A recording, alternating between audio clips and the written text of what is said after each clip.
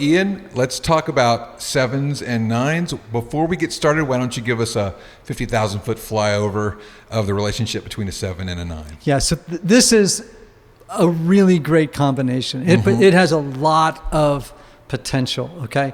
So first of all, as you could guess, right, sevens bring a ton of juice to the table. Oh, yeah.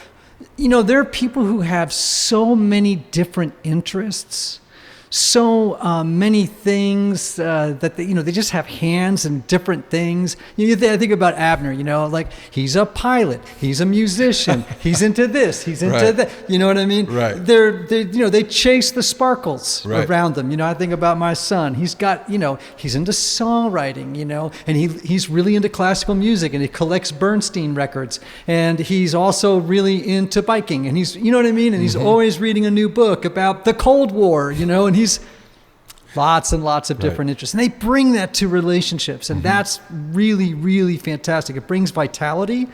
And what it does is it helps the nine stay awake. Do you know what I mean? Oh, that's good. And it busts the nine out of their kind of predictable, habitual patterns. Right. Because the seven's always bringing home all this new stuff. And, it's waking up the nine. Which could be sort of a rub too, right? It could be, but in the best, with Abner and Amanda, I think that's not the case, right? Like they really enjoy, their relationship in that regard. So I think what we're going to hear in this first little clip that we have coming up is some of what I'm talking about with the 7 and 9. And I'll make some more comments about the relationship based on what we're hearing, because I think it's better to hear the words from their mouth than just from mine. But just as I said from the start, the 7 brings this juice, and it's lots of sparkle, and it helps overcome the 9's sloth, and wakes them up to all the possibilities of life. Right.